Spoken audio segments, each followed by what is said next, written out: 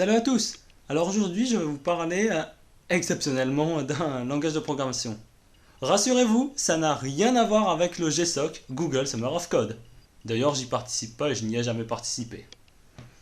Alors, je vais vous parler d'un petit langage qui est entièrement open source et qui s'appelle le TCL/TK. Voilà, et bien voir comme ça, précis et concis. Bon, c'est un petit livre, hein.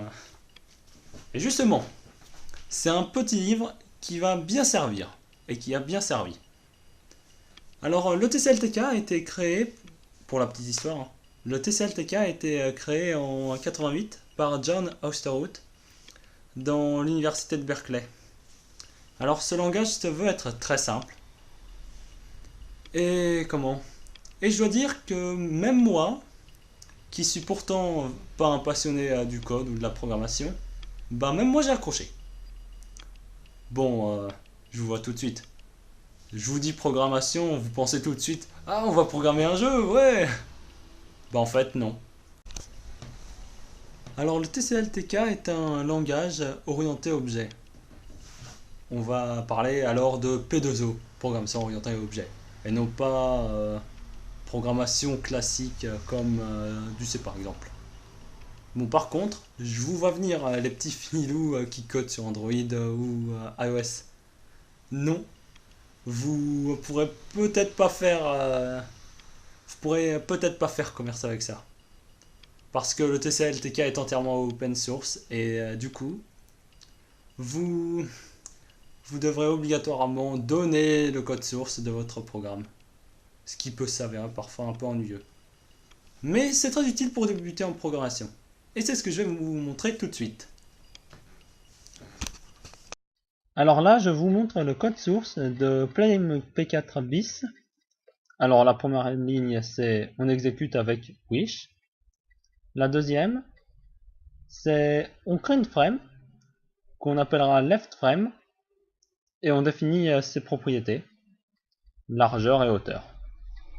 On fait sa géométrie, on crée la géométrie de la fenêtre, on fait une autre frame, parce que moi j'aime bien bosser avec les frames, et puis on les place, avec place left frame à l'endroit où on veut, place right frame à l'endroit où on veut aussi. Ensuite on fait un label. Alors un label, c'est une chaîne de caractères. Pour vous simplifier, c'est comme ce qui est écrit là, mais dans votre programme. Place, on place le label. Button, on crée un bouton qui s'appelle rechercher les vidéos avec la commande findscan. On crée un autre bouton qui est quitter, moins commande destroy, point, avec un relief. Il y a plusieurs reliefs. Là c'est raised, mais vous avez aussi ride, groove. Il y en a au moins 5, mais je les connais pas tous. Hein. Ou je m'en souviens pas tous aussi. On a la proc tell me avec set line. Alors line, c'est current selection. Alors .leftFrame.lst1, c'est current selection dans une listbox. Ça vous indique quel élément est sélectionné dans la listbox. Là c'est fichier vidéo, pour vous dire quel fichier vidéo justement est mis dans la listbox, enfin est sélectionné dans la listbox. Là grâce à la commande exec, on exécute Windows Media Player et on lui dit d'aller chercher dans des vidspreda fichier vidéo, le fichier vidéo choisi. Alors là ici c'est la proc findscan. Juste après fichier vidéo, on a fermé la boucle. Et là c'est la proc findscan. On lui demande d'exécuter un batch, scanmp4.batch. Et après on fait une listbox. Alors pour la petite parenthèse, le batch c'est pour rendre le truc plus rapide. Si c'est TCL qui le fait, après ça va se traîner un tout petit peu. Donc la ligne suivante c'est une listbox. On crée une listbox avec ses propriétés. -8, 600, -with, 180, -fg, très important, fg c'est foreground, couleur de premier plan, blue, vous pouvez très bien la mettre en pouvez très bien la mettre d'une autre couleur, hein. Là c'est bleu, mais vous pouvez la mettre en rouge aussi. D'ailleurs c'est ce que j'ai fait. Et là j'ai mis un relief. Juste après j'ai fait un... Là j'ai mis un file shell, un fichier temporaire qui s'appelle ficmp4 pour fichier mp4. Et là c'est, si le fichier est lisible, alors ouvre-le pendant que...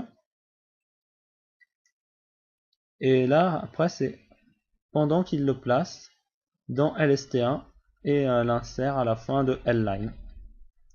On ferme avec close $f et juste après on place la list box. Ensuite c'est entry.writeframe.video à lire. Alors une entry, je vais vous montrer ce que c'est après, mais c'est l'équivalent d'une text box. Alors juste en dessous on a writeframe.video à lire, donc l'entry. writeframe.video à lire, configure -bg background color white -with 60. Ensuite j'ai fait un bind pour relier à .left_frame return find scan. Ensuite j'ai fait un bouton qui est le bouton lecture avec la commande tell me. J'ai fait le bouton, enfin j'ai placé le bouton, après c'est que du place. J'ai fait place de tous les boutons. Place, ça vous sera super utile parce que c'est ce qui vous servira à placer des boutons, des labels, des listbox, tout. Ça sert à placer ce que vous avez créé. Voilà. Donc en conclusion, le TCL/TK vous permettra de créer des interfaces diverses avec aisance et plaisance. C'est le langage idéal pour débuter, je dirais. Bon, ça pourrait faire chier certains de devoir donner obligatoirement le code source, mais je dois dire, c'est idéal pour débuter et même pour ceux qui sont pas très friands de programmation ou qui n'ont pas beaucoup programmé comme moi. J'ai programmé essentiellement en basique avant, mais j'étais pas très copain avec la prog. Mais même moi ça m'a plu. Voilà, j'espère que ça vous aura plu et on se retrouve pour une prochaine vidéo.